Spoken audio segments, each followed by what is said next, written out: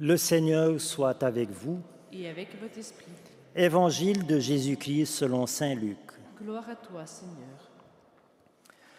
En ce temps-là, comme une grande foule se rassemblait et que de chaque ville on venait vers Jésus, il dit dans une parabole: Le semeur sortit pour semer la semence, et comme il semait, il en tomba au bord du chemin.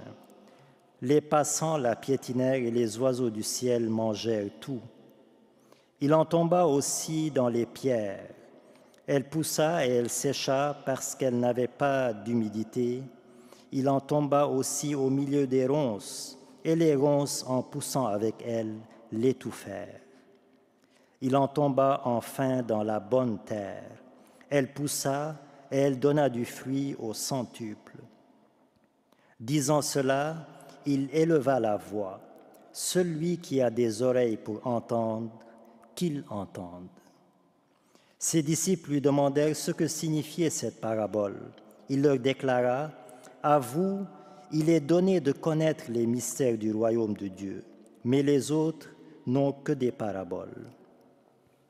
Ainsi, comme il est écrit, ils regardent sans regarder, ils entendent sans comprendre. Voici ce que signifie la parabole. La semence, c'est la parole de Dieu.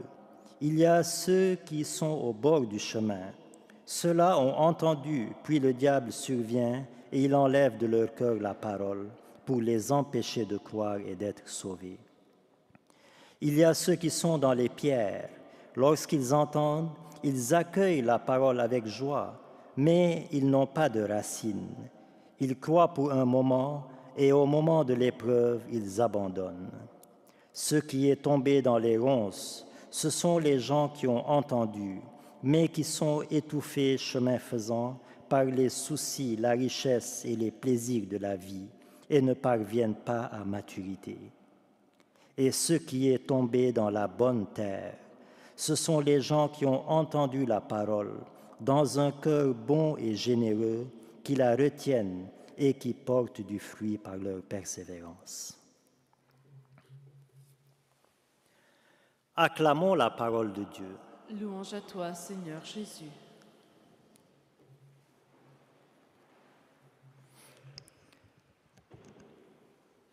Frères et sœurs, lorsque je prononce une homélie, je ne cherche pas simplement à remplir mon devoir de prêtre. Je ne cherche pas juste à remplir une formalité, à cocher la case homélie dans la liste des étapes de la messe. Non. Chaque fois que je prononce une homélie, je suis mu par une double intention. Première intention, c'est de raviver en nous la grandeur de l'identité chrétienne, de raviver en nous la fierté positive d'être chrétien, c'est-à-dire d'être disciple de l'amour de Dieu fait chair en Jésus-Christ. Et la seconde intention, qui découle d'ailleurs de la première et dont j'aimerais parler ce matin, c'est de nous responsabiliser par rapport à cet amour de Dieu en le vivant au quotidien pour en être des témoins crédibles dans le monde d'aujourd'hui. L'amour de Dieu n'est pas un amour soporifique, un amour qui nous endort sur nos lauriers. L'amour de Dieu est un amour engageant, un amour qui engage ma responsabilité personnelle. C'est parce que je suis aimé de Dieu que je m'engage à aimer moi aussi en acte et en vérité. Car notre salut dépend aussi de ma réponse personnelle et concrète à l'amour de Dieu. Comme le disait saint Jean de la Croix, au crépuscule de notre vie, nous serons jugés sur l'amour.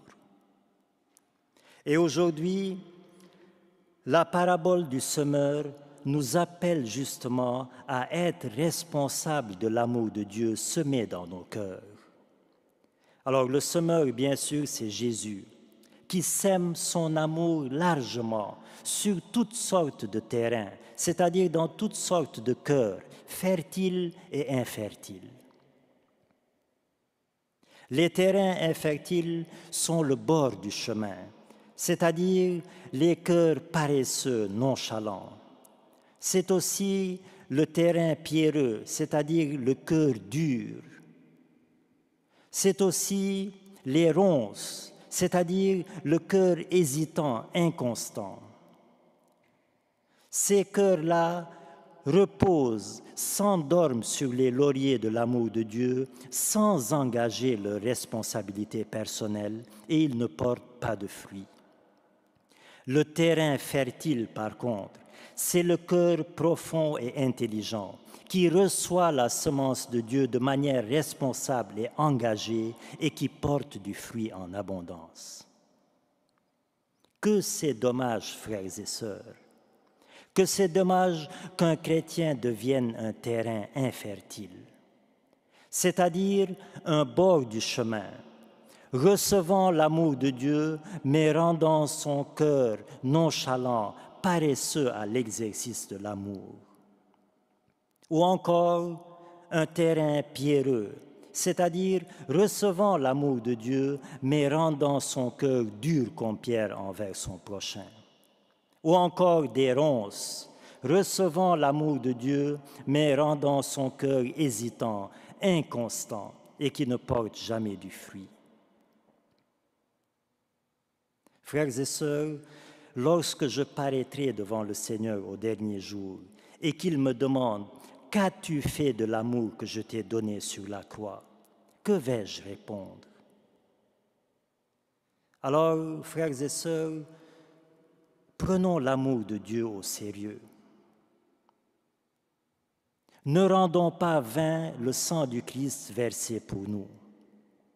Soyons des terrains fertiles, c'est-à-dire des chrétiens responsables de leur foi, en l'approfondissant, en la transmettant à nos enfants, en la vivant nous-mêmes quotidiennement et concrètement, sous peine de devenir nous aussi des terrains infertiles, des figuiers stériles, des colonnes de sel où ne pousse aucun fruit.